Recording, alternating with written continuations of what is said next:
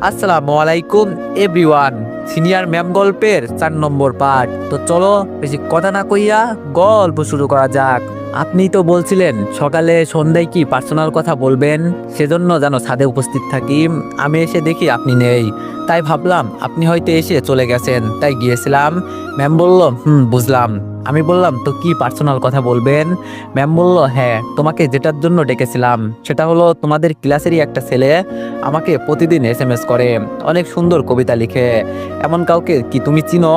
আমি একটু থমথম হয়ে বললাম না ম্যাম, আমি এমন কাউকে চিনি না। ম্যাম বলল তুমি একমাত্র ভরসা ছিলে, তুমিও তাকে চিনো না?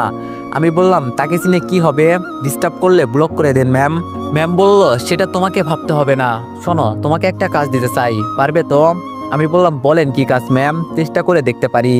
ম্যাম বলল ওই ছেলের আইডি তোমাকে দিচ্ছি, তুমি তাকে আমাকে খুঁজে দিবে, কি পারবে তো?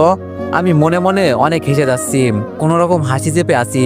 আমি ম্যামের দিকে অবাক হয়ে তাকিয়ে মনে মনে বললাম বাহ ম্যাম বাহ, আমাকে খোঁজার জন্য আর কাউকে পেলেন না, আমাকে এই খোঁজার দায়িত্ব আমাকেই দিলেন। কেমনে খুঁজি এখন আমি?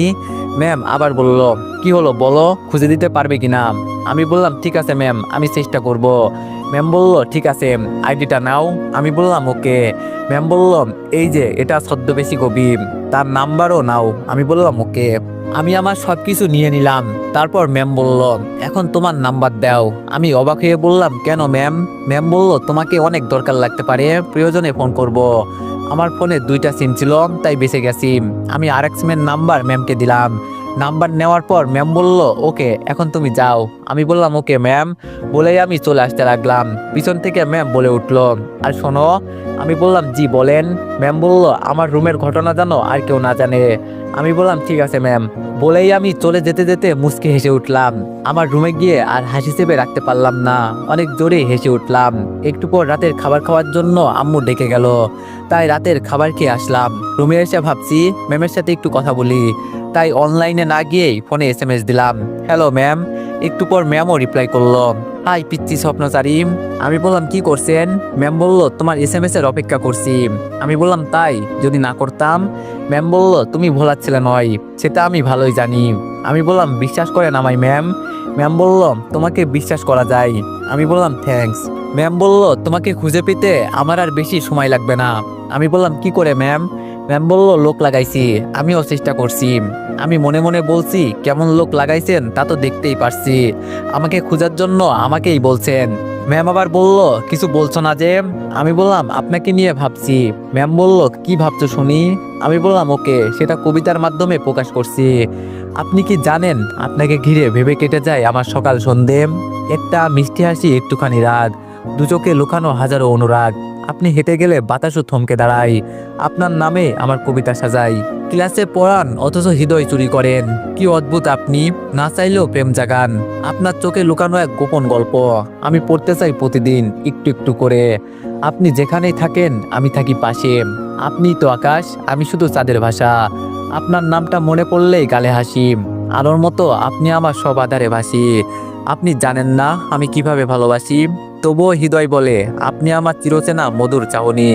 সাথে সাথেই ম্যাম হার্ট ইমোজি পাঠিয়ে দিলেন, আরও লিখলেন আচ্ছা তুমি কি কবিতা লেখো নাকি জাদু করো বলো তো? আমি বললাম কেন ম্যাম? অনেক্স হচ্ছে সবচেয়ে বিশ্বস্ত বুকমেকার, পিএইচডি এবং সিরিয়া এই অ্যাপের অফিসিয়াল পার্টনার। এই অ্যাপে আপনি cricket, football, tennis live match দেখে এবং তাদের ভবিষ্যৎবাণী করে সহজেই অর্থ উপার্জন করতে পারবেন। সেই সাথে বিএমডাব্লিউ গাড়ি, আইফোন, ল্যাপটপ এবং আরও অনেক নগদ পুরস্কার জেতারও সুযোগ রয়েছে।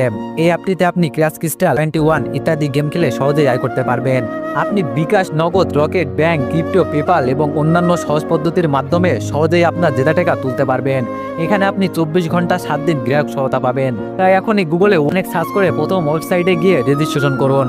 আর হ্যাঁ, রেজিস্ট্রেশনের সময় আমার প্রোমো কোড VOTO7 ব্যবহার করে প্রথমবার ডিপোজিটে 20,000 টাকা পর্যন্ত পান। ম্যাম বলল তোমার শব্দগুলো আমার মনে নরম কাঁপন তোলে, কখন যে তুমি আমার এক অভ্যাস হয়ে গেছো নিজেও জানি না। তোমার প্রতিটা লাইন আমাকে ছুঁয়ে যায়, যেন তুমি আমার মনটা পড়ে ফেলো নিঃশব্দে। তোমার কবিতা পড়ে আজ রাতে ঘুম আসবে কিনা জানি না, তবে মনে হবে তুমি পাশে বসে আমার মনের দরজায় নক করছো। আমি বললাম আচ্ছা ম্যাম একটা কথা বলি। ম্যাম বলল অনুমতি নিতে হবে না, তুমি যেটাই বলো শুধু শুনতেই ইচ্ছে করে। আমি বললাম ওকে। আপনি কি রাতে ঘুমান না? ম্যাম বলল কেন বলো তো? আমি বললাম মনে হয় ঘুমান না। ম্যাম বলল না ঘুমাই তো। আমি বললাম, ঘুমালে প্রতিদিন আপনি আমার স্বপ্নে কি করেন? ম্যাম বলল, তুমি আসলে একটা দুষ্টু পিচ্চি। আমি একটু হাসি দিলাম। এরকম ভাবে আরো কিছুক্ষণ ম্যামের সাথে দুষ্টু মিষ্টি ফাজলামি করলাম, তারপর ঘুমিয়ে পড়লাম। সকালে ঘুম থেকে উঠলাম ঠিকই, কিন্তু কলেজে যেতে ভালো লাগলো না, তাই কলেজে গেলাম না। রুমে শুয়েই আছি, তবুও ভালো লাগছে না, তাই নিচের ড্রয়িং রুমে গিয়ে টিভি দেখছিলাম। হঠাৎ দরজায় কে জানি কলিং বেল বাজালো। আম্মু কিচেন রুম থেকে বলল, রাকিব দেখ তো কি আসলো এই সময়। আমি বললাম, ওকে আম্মু। তাই উঠে দরজা খুলে দিলাম। দরজা খুলে দেখি উপরতলার আঙ্কেল, মানে পরি ম্যামের আব্বু। তাই আমি বললাম, আসসালামু আলাইকুম আঙ্কেল। আঙ্কেল বলল, ওয়ালাইকুম আসসালাম, কেমন আছো বাবা? আমি বললাম, আলহামদুলিল্লাহ ভালো। আপনি কেমন আছেন আঙ্কেল? আঙ্কেল বলল, আলহামদুলিল্লাহ ভালো আছি। আমি বললাম, আঙ্কেল প্লিজ ভিতরে আসেন। আঙ্কেল বলল, তোমার আব্বু আছে? আমি বললাম, আছে আঙ্কেল, আপনি ভিতরে আসেন প্লিজ। তারপর আঙ্কেল ভিতরে আসলে আমি আবার দরজা লক করে দিলাম। আম্মু ভিতর থেকে বের হয়ে এসে বলল, কে আসছে রাকিব? তারপর আঙ্কেলকে দেখে বলল, ভাইজান কেমন আছেন? আপনি তো আসেনি না। আঙ্কেল বলল, ভালো আছি ভাবি। খলিল বাসায় আছে? আম্মু বলল, আছে ভাইজান। আপনি বসেন, আমি ডেকে দিচ্ছি। আঙ্কেল বলল, ওকে। তারপর আম্মু আব্বুকে ডাকতে গেলেন, আর আমি আঙ্কেলের কাছে বসলাম। একটু পর আঙ্কেল বললেন, তা তুমি এখন কি করছো বাবা? আমি বললাম, অনার্স ফার্স্ট ইয়ারে পড়ি আঙ্কেল। আঙ্কেল বলল, মাশাল্লাহ, আমাদের ছেলেটাও দেখতে দেখতে বড় হয়ে গেল। বলতে বলতে আব্বুর আগমন। আব্বু এসেই বলল, কিরে, এ তো দেখছি গরিবের ঘরে হাতির পাম। আঙ্কেল বলল, দেখ ঢং নাটক করবি না, কে গরিব আর কে ধনী সেটা তো বোঝাই যাচ্ছে। বড় লোক হলে তোর বাসায় আমি না, আমার বাসায় তুই থাকতি। তখন আম্মুর চা নিয়ে আগমন। চা দিতে দিতে বলল, আপনার বন্ধু তো ঠিক কথাই বলছে ভাইজান। ঢাকা থেকে আমরা আসার পর আমাদের তো একেবারে ভুলেই গেছেন, আর মনে করেননি, আর আপনজনও ভাবেননি। কারণ আপন ভাবলে কি আর অন্য বাসায় গিয়ে উঠতেন? আঙ্কেল বলল, না ভাবি, আমি আপনাদের সাথে কখনো পারিনি আর পারবো না। আমি শুধু ওনাদের আড্ডাটা দেখছিলাম। তারপর আঙ্কেল বলে উঠলো, শোন বন্ধু, যে কাজে এসেছি। আব্বু বলল, বল। আঙ্কেল বলল, আগামী সোমবার আমার মেয়ে পরীর জন্মদিন, তোদের ফ্যামিলি সহ দাওয়াত রইলো, তোর মেয়েকে দোয়া দিয়ে আসবি। আব্বু বলল, কি বলিস? আমার মেয়ের জন্মদিন আর আমি যাব না? এটা তো হতে পারে না, আমরা সবাই অবশ্যই যাব। যাক, তবুও আমার দিনাজপুর যাওয়ার আগে একটা শুভ কাজ হবে। আঙ্কেল বলল, ওকে দোস্ত, তাহলে থাক, আমাকে আরো অনেককে দাওয়াত পৌঁছে দিতে হবে। আব্বু বলল, দাঁড়া, তোর সাথে আমিও যাব। আঙ্কেল বলল, যাবি? চল তাহলে। বলে আঙ্কেল আর আব্বু চলে গেল। সোমবার তো কালকের দিনের পরেই, তার মানে কালকের দিন পরেই ম্যাডামের জন্মদিন। কিছু একটা প্ল্যান করতে হবে। দুপুরে খেয়ে একটু ঘুমিয়ে নিলাম। সন্ধ্যায় ছাদে হাঁটাহাঁটি করছি, আর ভাবছি ম্যামের জন্য জন্মদিনে কি প্ল্যান করা যায়। তখনই দেখলাম ম্যাম ছাদেই আসছে। কাছে আসতেই বললাম, আসসালামু আলাইকুম ম্যাম। ম্যাম বলল, ওয়ালাইকুম আসসালাম, কি করো এখানে? আমি বললাম, কিছু না, এমনি ম্যাম হাঁটতে আসছিলাম। ম্যাম বলল, ও আচ্ছা, আজকে ক্লাসে আসোনি কেন? আমি বললাম, এমনিতেই ভালো লাগছিল না তাই। ম্যাম বলল, ও আচ্ছা। আমি বললাম, আচ্ছা থাকেন ম্যাম, আমি নিচে যাই। ম্যাম বলল, ওকে যাও। বলেই আমি নিচে চলে আসলাম। রাতে খেয়ে শুয়ে আসি। হঠাৎ সারপ্রাইজটার কথা মাথায় আসলো, তাই আজকে আর ম্যামের সাথে কথা বললাম না। রাতে তাড়াতাড়ি ঘুমিয়ে পড়লাম। খুব সকালে ঘুম থেকে উঠে নামাজ আদায় করে নিলাম। ফোনটাও সুইচ অফ করে রাখলাম। তারপর ক্লাসের আগেই কলেজে চলে গেলাম। সাকিবকেও আগেই আসতে বলেছি। সাকিবও যথাসময়ে চলে এসেছে। এসে আমাকে বলল, বল দোস্ত, এত জরুরি তলব কিসের? আমি বললাম, শোন, কালকে ম্যামের জন্মদিন, তো আমি একটা সারপ্রাইজ দিব ভাবছি। সাকিব বলল, বল কি সারপ্রাইজ? আমি বললাম, তোর হেল্প লাগবে। সাকিব বলল, আরে বল না, কি করতে হবে? তারপর আমি সাকিবকে বলে দিলাম কিভাবে জন্মদিনে সারপ্রাইজ দিব। সব শুনে সাকিব বলল, অনেক ভালো হবে, আর অনেক সময়ের ব্যাপার, সাথে কিছু লোককেও ম্যানেজ করতে হবে। আমি বললাম, সেজন্যই তো তোকে ডেকেছি, তুই সব ম্যানেজ করবি, আর আজকে আমরা ক্লাসে যাব না, তোকে আমিও হেল্প করব। সাকিব বলল, ওকে চল তাহলে কাজে লেগে পড়ি। আমি বললাম, ওকে চল। তারপর ক্লাস শেষ হয়ে গেল, সবাই কলেজ থেকে চলেও গেল। আমি আর সাকিব সারপ্রাইজ রেডি করতে করতে বিকাল গড়িয়ে সন্ধ্যা নামার উপক্রম হলো। সব রেডি করে সাকিবকে কিছু খাইয়ে ওকে ধন্যবাদ দিয়ে বাসায় চলে আসলাম। বাসায় এসে দেখি পুরো বাসাটা সাজানো হয়েছে ম্যাডামের জন্মদিন উপলক্ষে। তার মানে আঙ্কেল অনেক ধুমধাম করেই ওনার জন্মদিন পালন করে। রাতে মরিচবাতির আলোতে আমাদের বাসাটা অনেক চমকাচ্ছে।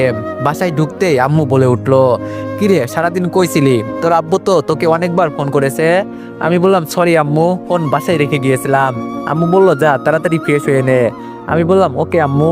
বলেই আমিও আমার রুমে এসে ফ্রেশ হয়ে নিলাম। সারাদিন কিছু খাইনি, রেস্টুরেন্টে শুধু সাকিবকেই খাওয়াইছি, তাই আমি রাতের খাবার আগেই খেয়ে নিলাম। রুমে গিয়ে ফোনের কথা মনে হতেই ফোনটা সুইচ অন করলাম। অন করার সাথে সাথেই দেখি ম্যামের আনলিমিটেড মেসেজ আর অনেক কয়টা মিস কল। তাই দেরি না করে আমিও SMS লিখলাম। আমি বললাম হ্যালো ম্যাম। ম্যাম কোনো রিপ্লাই দিল না, হয়তো জন্মদিনের অনুষ্ঠান নিয়ে বিজি আছে। তাই ছাদে চলে গেলাম, গিয়ে দেখি অনেক সুন্দর ডেকোরেশন করে সাজাইছে। সাইডে সাউন্ড বক্স বাজাচ্ছে, বাচ্চারা দৌড়াদৌড়ি করছে, হয়তো ম্যামেরই কোনো আত্মীয় স্বজন হবে। ম্যাম দেখি উদাস মনে দোলনায় বসে আছে। আমি আর ম্যামের কাছে গেলাম না, আমিও তার উল্টো দিকে রেলিং ধরে দাঁড়িয়ে আছি। হঠাৎ দেখি SMS আসার টুং করে শব্দ হলো। ফোন বের করে দেখি ম্যামই SMS দিয়েছে। ম্যাম লিখছে, আচ্ছা তুমি মাঝে মাঝে এরকম না বলে হারিয়ে যাও কেন? আজকে তো একবারও আমার খোঁজ নিলে না। আমি বললাম সরি ম্যাম, একটু বিজি ছিলাম, তবুও সেটা আপনার জন্যই। ম্যাম বলল আমার জন্য মানে?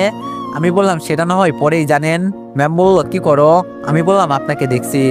ম্যাম আশেপাশে দেখি তাকাচ্ছে, তাই আমি আবার বললাম আপনি নিশ্চয়ই আশেপাশে তাকাচ্ছেন আমাকে দেখার জন্য। ম্যাম বলল তুমি কেমনে জানলে? আমি বললাম আপনি সবাইকে পড়াইতে পারেন আর আমি আপনাকে পড়তে পারি। ম্যাম বলল তুমি সব কথা এত রহস্য করো কেন? আমি বললাম আমি রহস্য থাকতেই ভালোবাসি। ম্যাম বলল তুমি সারাদিন আমার সাথে কথা বলোনি, তাই আজকে অনেকক্ষণ আমার সাথে কথা বলবে। আমি বললাম ঠিক আছে, কিন্তু আমার মনে হচ্ছে আপনার মন খারাপ, আর কিছু খানোনি। ম্যাম বলল আজকে সারাদিন কিছু খাইনি। আমি বললাম কেন? ম্যাম বলল কালকে তোমাকে অনেকবার কল দিয়েছি, SMS দিয়েছি, তুমি রিপ্লাই দাওনি, তাই মন খারাপ। আমি বললাম আচ্ছা সরি, এখন খেয়ে আসেন, তারপর কথা বলবো। ম্যাম বলল সত্যি বলবা তো? আমি বললাম ম্যাম বলল ওকে। বলেই ম্যাম দেখি দোলনা থেকে উঠে নিচে চলে গেল। এই সুযোগে আমিও নিচে এসে আমার রুমে চলে আসলাম। কিছুক্ষণ পর ম্যাম আবার নক দিল, অনেকক্ষণ কথা বললাম। রাত 12টার পর আমি ম্যামকে বললাম শুভ জন্মদিন ম্যাম। আজকে এই বিশেষ দিনে সিনিয়র ম্যামের কাছে আমার হাজারো শুভেচ্ছা ও ভালোবাসা রইল। আপনি শুধু আমার ম্যাম নন, আপনি আমার অনুপ্রেরণা, আমার জীবনের সেই আলো যার ছায়ায় আমি শীতলতা খুঁজি। আপনার হাসি আমার দিনগুলোকে করে তোলে আরো রঙিনময়, আর আপনার কথা আমাকে দেয় স্বপ্নের নতুন পাখা। আজকের জন্মদিনে আপনার জন্য আমার হৃদয় থেকে একটাই কামনা, আপনার জীবন হোক শান্তির, সফলতা আর অবিরাম সুখে ভরা। আপনার প্রতিটা স্বপ্ন পূরণ হোক, আর আপনি থাকেন সর্বদা হাসি খুশি, সুস্থ ও সুন্দর। আবারও আমার অন্তরের গভীর থেকে শুভ জন্মদিন। ম্যাম বলল থ্যাংক ইউ সো মাচ, কিন্তু তুমি কি করে জানলে আজকে আমার জন্মদিন? আমি বললাম কলেজ থেকে জানছি। ম্যাম বলল এত সুন্দর করে কেউ জন্মদিনের উইশও করে, আমার আগে জানা ছিল না। আমি বললাম কেন ম্যাম? ম্যাম বলল কারণ তোমার মতো করে এত সুন্দর উইশ আমি কখনো কারো থেকে পাইনি, এটাই আমার জীবনের শ্রেষ্ঠ উইশ। আমি বললাম ফার্স্ট উইশ করতে পারছি তো ম্যাম? ম্যাম বলল তুমি প্রথম, থ্যাংক ইউ সো মাচ। আমি ভাবতেও পারিনি আমার জন্মদিনে এত সুন্দর একটা উইশ দিয়ে শুরু হবে। আমি বললাম আগেই এত এক্সাইটমেন্ট দেখাবেন না। ম্যাম বলল কেন? আমি বললাম কারণ গিফটটা এখনো বাকি আছে। ম্যাম বলল গিফট? তুমি আবার কি গিফট দিবে? আমি বললাম কেন, ছোট মানুষ বলে কি গিফট দিতে পারি না? ম্যাম বলল কেন পারবে না? অবশ্যই পারবে, কিন্তু আমার কোনো গিফট চাই না। আমি বললাম কেন? ম্যাম বলল তুমি থাকলেই হবে। আমি বললাম বুঝলাম না। ম্যাম বলল তোমাকে এত বুঝতে হবে না। আমি বললাম কিন্তু আমি তো গিফট রেডি করে ফেলছি। ম্যাম বলল কি গিফট? আমি বললাম সেটা না হয় দেওয়ার পরই দেখেন। ম্যাম বলল কিন্তু দেওয়ার জন্য হলেও তোমাকে তো আমার সামনে আসতে হবে। আমি বললাম সেটা নিয়ে আপনাকে ভাবতে হবে না, আপনি শুধু কাল কলেজে যাবেন ব্যাস।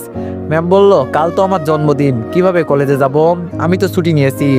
আমি বললাম প্লিজ আমার জন্য ক্লাস করতে হবে না, ক্লাস শুরু হওয়ার আগেই যাবেন, গিফট নিবেন, চলে আসবেন। ম্যাম বলল আচ্ছা দেখি। আমি বললাম দেখি না, প্রমিস করতে হবে। ম্যাম বলল ওকে প্রমিস, যাব। আমি বললাম থ্যাংক ইউ ম্যাম। ম্যাম বলল ওয়েলকাম। আমি বললাম ওকে ম্যাম, আমি এখন ঘুমাবো, রাত প্রায় 1টা। ম্যাম বলল আচ্ছা ঠিক আছে ঘুমাও পিতৃ স্বপ্নচারী। আমি বললাম আল্লাহ হাফেজ ম্যাম। ম্যাম বলল আল্লাহ হাফেজ। বলে আমি অফলাইন হয়ে ঘুমিয়ে পড়লাম। খুব সকালে ঘুম থেকে উঠলাম, উঠে ফ্রেশ হয়ে নিলাম। আজকে তো ম্যামের জন্মদিন, তাই অনেক আত্মীয় স্বজন আসবে।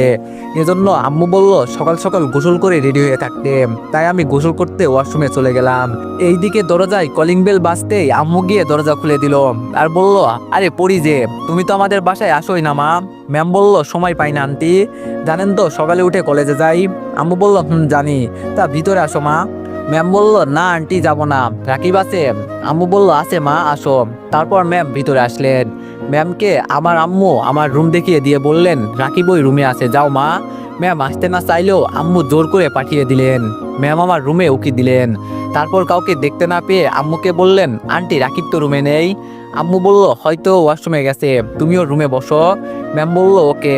আর এইদিকে আমি মজা করে গোসল করতেছি। আর 5 মিনিট পর টাওয়াল পরে শাহরুখ খানের কুসকুস হোতা হে গান বলতে বলতে বের হলাম।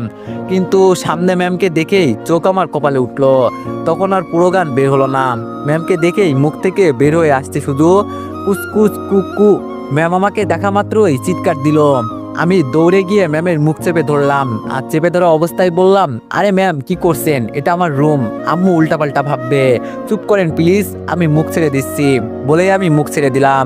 তখন ম্যাম শ্বাস নিতে লাগলো আর হাঁপাতে হাঁপাতে বলল তুমি প্লিজ চেঞ্জ করে আসো। আমি বললাম ও হ্যাঁ। বলেই আমি ওয়ার্ড্রপ থেকে কাপড় নিয়ে আবার ওয়াশরুমে গিয়ে দরজা লাগিয়ে দিলাম। আর মনে মনে ভাবলাম আচ্ছা ম্যাম আমার রুমে কি করে, আবার কোনো সন্দেহ করলো না তো? সে যাই করুক, আবার আমার মান সম্মান ফ্রিতে নিলাম হয়ে গেল, ধুর। তারপর প্যান্ট আর গায়ে গেঞ্জি পরে ওয়াশরুম থেকে বেরিয়ে এলাম। এখনো আমার অনেক লজ্জা লাগতেছে। কিছুক্ষণ পর আমি ম্যামকে বললাম ম্যাম এত সকালে আপনি আমার রুমে? ম্যাম বলল তোমার কাছে একটা কাজ আছে। আমি বললাম কি কাজ ম্যাম? ম্যাম বলল আমার সাথে একটু কলেজে যেতে হবে। আমি বললাম কি বলেন এখন? ম্যাম বলল এখনই চলো, যাবো আর আসবো। আমি বললাম তা না হয় যাবো, কিন্তু কেন যাবেন?